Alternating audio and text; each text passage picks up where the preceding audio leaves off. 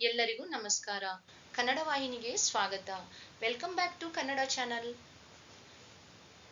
ಇವತ್ತು ನಾನು ಕನ್ನಡ ಸ್ವರ ಚಿಹ್ನೆಗಳನ್ನು ಅಂದರೆ ಕಾಗುಣಿತದ ಚಿಹ್ನೆಗಳನ್ನು ಹೇಳಿಕೊಡುತ್ತೇನೆ. Today I am going to explain you about Kannada ಸ್ವರ್ಣ ಚಿಹ್ನೆಗಳು ಆರ್ ಕಾಗುಣಿತ ಚಿಹ್ನೆಗಳು. Okay, let us start. Kannada ಸ್ವರ ಚಿಹ್ನೆಗಳು. ವ್ಯಂಜನಗಳಿಗೆ ಈ ಈ ಸ್ವರ ಚಿಹ್ನೆಗಳನ್ನು ಸೇರಿಸಿದರೆ ಗುಣಿತಾಕ್ಷರವಾಗುತ್ತದೆ. ಈ ಸ್ವರ ಚಿಹ್ನೆಗಳು ಅಂದ್ರೆ ನೆಕ್ಸ್ಟ್ ನಾನು ಎಕ್ಸ್ಪ್ಲೈನ್ ಮಾಡ್ತೀನಿ. ಇಫ್ ಯು ಆಡ್ ದೀಸ್ ಸ್ವರ symbols to the consonants it will become ಗುಣಿತಾಕ್ಷರ. ಅವು ಈ ಕೆಳಗಿನಂತಿವೆ. They are as follows. ಸ್ವರ ಚಿಹ್ನೆಗಳು ಈ ಕೆಳಗಿನಂತಿವೆ. See here, this one is right. ತಲೆಕಟ್ಟು. ಈ ಚಿಹ್ನೆಯನ್ನ ತಲೆಕಟ್ಟು ಎಂದು ಕರೆಯುತ್ತಾರೆ. This symbol is called as Talekattu. One sleeping line and one standing line. Talekattu. This symbol is ಇಳಿ. This symbol is called as ಇಳಿ. ತಲೆಕಟ್ಟು, ಇಳಿ. ಈ ಗುಡಿಸು. This symbol is ಗುಡಿಸಿನ ದೀರ್ಘ. ಉ ಕೊಂಬು. ಊ This symbol is ಕೊಂಬಿನ ಇಳಿ. ಋ ಒಟ್ರಸುಳಿ. ಎ ಎತ್ವ. ಏ ಎತ್ವನ ದೀರ್ಘ. I This symbol is ಐತ್ವ. ಓ ಒತ್ವ. ಓ ಒತ್ವನ ದೀರ್ಘ. This symbol is called as dirgha. See here, vatva. One more dirgha is there, no? That's why idu vatvana dirgha. Au, autva. The symbol is au. Ee symbol au symbol. Autva. Amge yava symbol illa. There is no symbol. Anuswara, aha, visarga. ಇವಾಗ ಇನ್ನೊಂದ್ಸಲ ಹೇಳ್ತೀನಿ. One more time.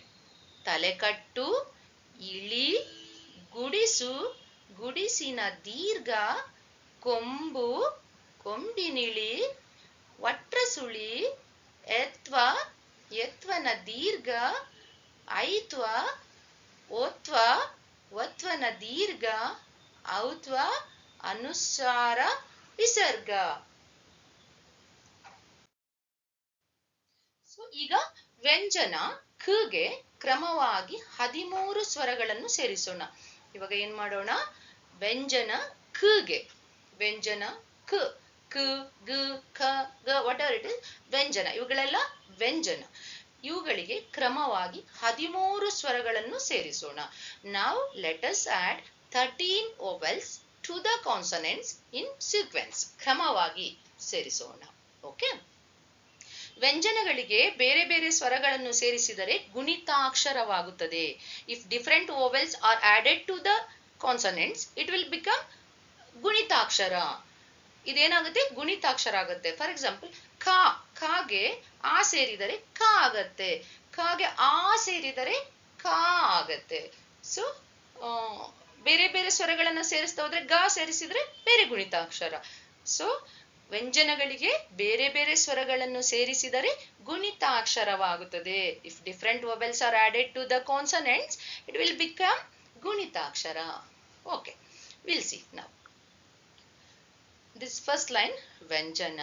ಮೊದಲನೇ ಲೈನಿನಲ್ಲಿ ವ್ಯಂಜನ, second line ಸ್ವರ, ಎರಡನೇ ಲೈನಿನಲ್ಲಿ ಸ್ವರ, ಮೂರನೇ ಲೈನಿನಲ್ಲಿ ಸ್ವರದ ಚಿಹ್ನೆ, ನಾಲ್ಕನೆಯದು ಗುಣಿತಾಕ್ಷರ. ಫೋರ್ತ್ ಒನ್ ಇಸ್ ಗುಣಿತಾಕ್ಷರ. See here, example, ಉದಾಹರಣೆ. ಕ, ಕ plus a, ka, k plus a, it became ka. So we have to use this symbol. ಈ ಸಿಂಬಲ್ ಅನ್ನ, ತಲೆಕಟ್ಟು ಸಿಂಬಲ್ ಅನ್ನ ಯೂಸ್ ಮಾಡಬೇಕು. See here, ka, ka, right? This one is this symbol. k plus a, ka, k plus a, ka ಆಗತ್ತೆ. So bend ಮಾಡಿದೀವಿ. See, we have to bend like this, right? Ka. ಕ plus E, Ki. C, we gave one, ಇಲ್ಲೊಂದು symbol ಕೊಟ್ಟಿದ್ದೀವಿ ಅಲ್ವಾ, ಚಿಹ್ನೆಯನ್ನ.